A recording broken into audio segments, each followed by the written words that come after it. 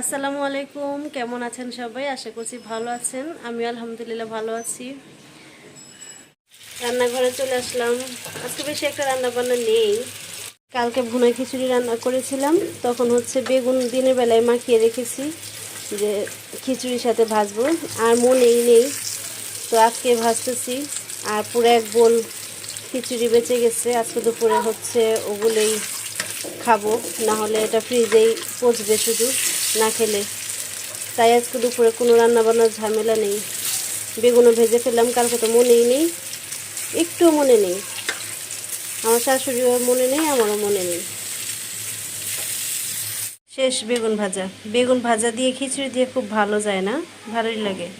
ছোটবেলায় চিপসটা যে খাওয়া খেতাম, এখন ওই যে কালকে আন্টি আনছিল, এখন বসে বসে খাচ্ছি আর ছোটবেলার কথা মনে করতেছি। একটা নাটক দেখতেছি, কাজকর্ম হচ্ছে শেষ, একটা তরকারি রান্না করে চলে আসলাম। খাবার গরম করা শেষ, গরম করলাম। আমার মেয়ের, আমার শাশুড়ি খাওয়া শেষ, এখন হচ্ছে নেহান আসছে, ওকে নিয়ে আমি খাবো। 4টা বাজে, ও আসলে হচ্ছে আমি খাই অবশ্য।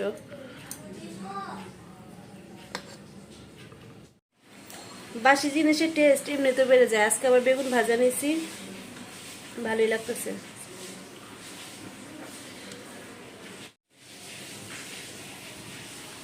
নেহানের মন মেজাজ গরম। কাঁচা মরিচ নিলাম। আমার পোলাও জাতীয় যে কোনো খাবার, পোলাও হোক আর খিচুড়ি হোক, কাঁচা মরিচ ছাড়া ভালো লাগে না।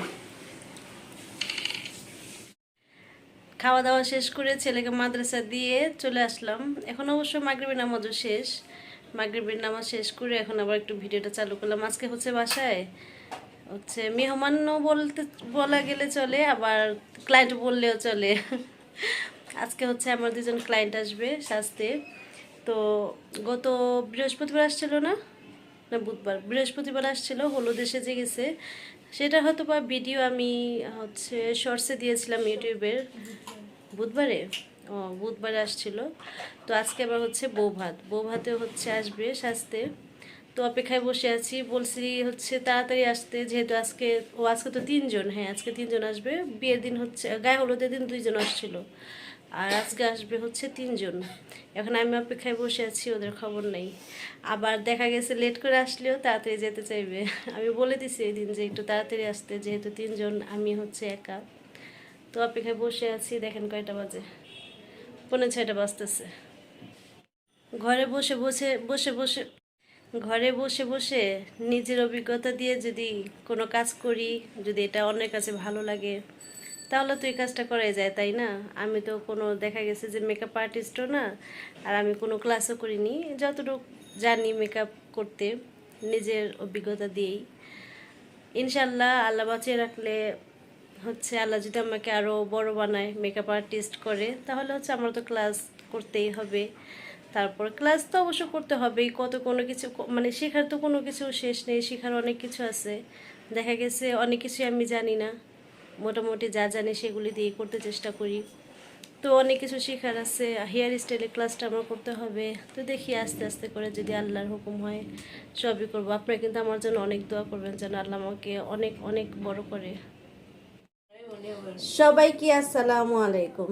কালকে ওই যে বললাম যে আমার 2-3টা ক্লায়েন্ট আসবে, তো আসছিল, 3জনকে সাজালাম। কালকে কয়টা থেকে কয়টা হবে, 6:30 থেকে রাত 10টা পর্যন্ত দাঁড়িয়েছিলাম আমি, সব মানে 3জনকে রেডি করলাম, একের পর এক একের পর এক একের পর এক, এরকম করে ধাপে ধাপে 3জনকে রেডি করে ছেড়ে, আর রাতে কোনো ভিডিও করিনি। ওরা যার পর দেন ঘর টর পরিষ্কার টরিষ্কার করে নামাজ কালাম পড়ে কালকে বিছানাও খুব তাড়াতাড়ি গিয়েছি, প্রায় 1টা 12:30টার মধ্যে বিছানায় চলে গেছি। ঘুমাসি একটু লেট করেই, কিন্তু মানে বিছানায় চলে গেছি, পাটা খুব ব্যথা ছিল। তারপরে কি হয়েছে আপনাদের বলি। আজকে সকালে হচ্ছে আমার মেয়ের মাদ্রাসায় হচ্ছে যেতে হবে, গার্জিয়ান ডাকিয়েছে। ওই মানে আমার মেয়ে হচ্ছে প্রথম সাময়িক পরীক্ষায় আর দ্বিতীয় সাময়িক পরীক্ষায় হচ্ছে ফার্স্ট হয়েছিল পরীক্ষার মধ্যে।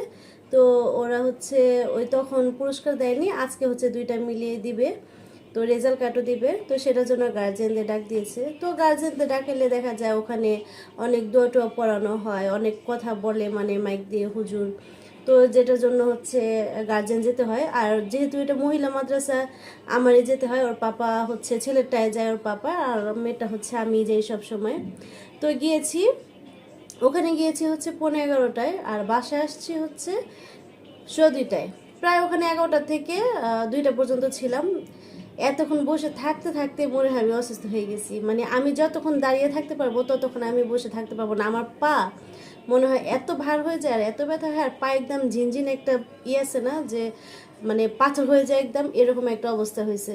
তো ওখানে অনেকক্ষণ ছিলাম, মানে সব কাজ, মানে কথাবার্তা শুনলাম। মেয়েকে পুরস্কার দিল, পুরস্কার দিলাম, রেজাল্ট কার্ড দিল, হচ্ছে ফার্স্ট হয়েছিল 2টা পরীক্ষাতেই। আর সবাই দোয়া করবেন যেন বার্ষিক পরীক্ষাতেও যেন ফার্স্টই হয়। আর ওদের মাদ্রাসায় তো দেখা গেছে যে সবে বরাতের আগে দিয়ে বার্ষিক পরীক্ষাটা শেষ হয়। আর এই কিছুদিন আগে যে এক্সামটা গেল ওইটা হচ্ছে দ্বিতীয় সাময়িক ছিল, ছেলেরও মেয়েরও। আর হ্যাঁ, আমার ছেলেও, কিন্তু ছেলে হচ্ছে আরেক মাদ্রাসায় পড়ে, ও হচ্ছে দ্বিতীয় হয়েছে, ওর কথাটা বলা হয়নি। আর ওর রেজাল্ট কার্ড হচ্ছে বাসায় যখন নিয়ে আসছে, মানে একদিনের মধ্যে আবার নিয়ে চলে গেছে সিগনেচার করে। তো আমার মনেও নেই যে আমি ভিডিও করবো বা আপনাদের সাথে শেয়ার করব। ভালো লাগে আর কি, ছেলে মেয়ে যদি ফার্স্ট হয়, দ্বিতীয় হয়, তাহলে খুব ভালো লাগে না। তারপর মাদ্রাসায় তো এরকম মানে পুরস্কার নিয়ে আসলাম। আপনারা হচ্ছে আমার মেয়ের পুরস্কারটা একটু দেখে আসেন।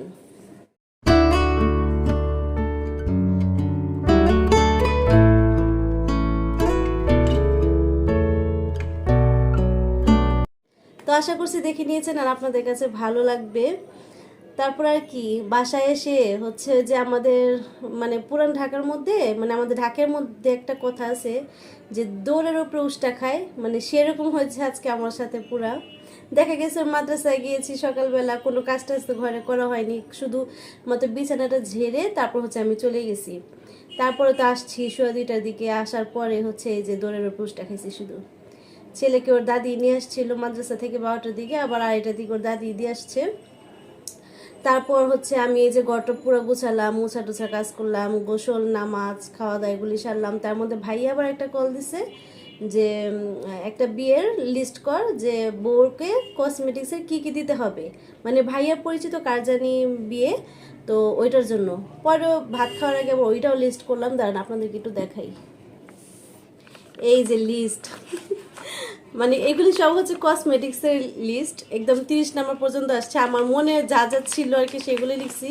শুধুমাত্র কাপড়, চুড়ি, জুতা, তারপরে হচ্ছে সেট, এগুলি বাদ দিয়ে হচ্ছে যাবতীয় যা কসমেটিক্স লাগে সেগুলি সবই লিখে দিছি। কাপড় চোপড় এগুলি তো হচ্ছে জামার পক্ষ থেকে এগুলি যাবে, সেটার সাথে ম্যাচিং করে চুড়ি, জুতা, গলার সেট এগুলি যাবে। তো এগুলি করার পর আবার হচ্ছে ছেলে আবার চলে আসলো, আবার ছেলেকে খাওয়ায় হচ্ছে আবার মাদ্রাসা দিয়ে আসলাম। তারপরে আবার হচ্ছে পেঁয়াজ টিয়াজ কেটে তরকারি রান্না করলাম রাতের। অবশ্য আমি রান্না করিনি, এখানে একটা কথা আছে, আমি হচ্ছে মেয়েকে সব রেডি করে দিছি, পেঁয়াজ কেটে দিছি, মাংস ধুয়ে দিছি, মেয়েকে বলছি যে আজকে তরকারিটা তুমি রান্না করো।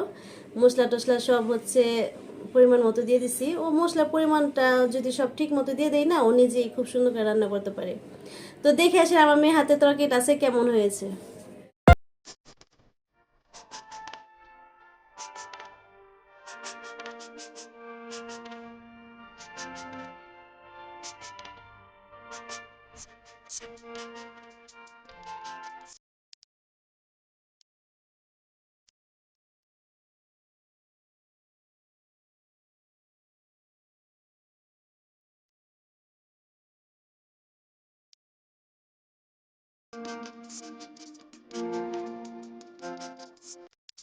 তো সেটা আশা করছি আপনাদের কাছে ভালো লেগেছে। ছোট মানুষ যে রান্না করেছে তো সুন্দর করে, খুব ভালো হয়েছে। মানে আমার কাছে দেখতেও খুব ভালো লাগতেছে, আর আমি একটু টেস্ট করেছিলাম, খুবই খুবই মজা হয়েছে। তারপর রাতে তো সবাই খাবো, সবাই রিভিউ দিবেই।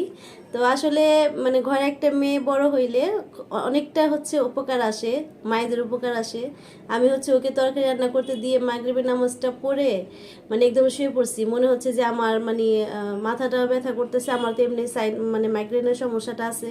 তো আমি একটু যদি বেশি করি মানে টায়ার্ড হয়ে যাই, যদি সারাদিনের মধ্যে আমি একটু রেস্ট না নেই, দৌড়াদৌড়ির উপরে থাকি, আমার মাথা প্রচুর ব্যথা করে। তো যার কারণে আর ভালো লাগতেছিল না, মাগরিবের নামাজ পড়ে হচ্ছে আমি শুয়ে পড়ছি। উঠে দেখি তরকারিও রান্না শেষ। তো এখন আর কি, আজকে ভিডিওটা এই পর্যন্তই। আর কালকে যে সাজালাম সেই ভিডিওটা হচ্ছে আপনাদের সাথে শেয়ার করি। দেখেন কেমন হইলো, ঘরে বসে বসেই তো মানে নিজের অভিজ্ঞতা দিয়ে যে বললাম কালকে মানুষকে সাজাই, ওরা হচ্ছে অনেকেই খুশি হয়েছিল, ওদের কাছে খুব ভালো লাগছে। আর আরেকজন যে বোরকা পরেছিল ও হচ্ছে মুখ খুলবে না, এজন্য ওকে মুখ ঢেকে হচ্ছে ভিডিও করেছি। তো আজকে ভিডিওটি এ পর্যন্ত, সবাই ভালো থাকবেন, সুস্থ থাকবেন, আমাদের জন্য দোয়া করবেন, আমার ভিডিওর সাথে থাকবেন, চ্যানেলটা সাবস্ক্রাইব করবেন।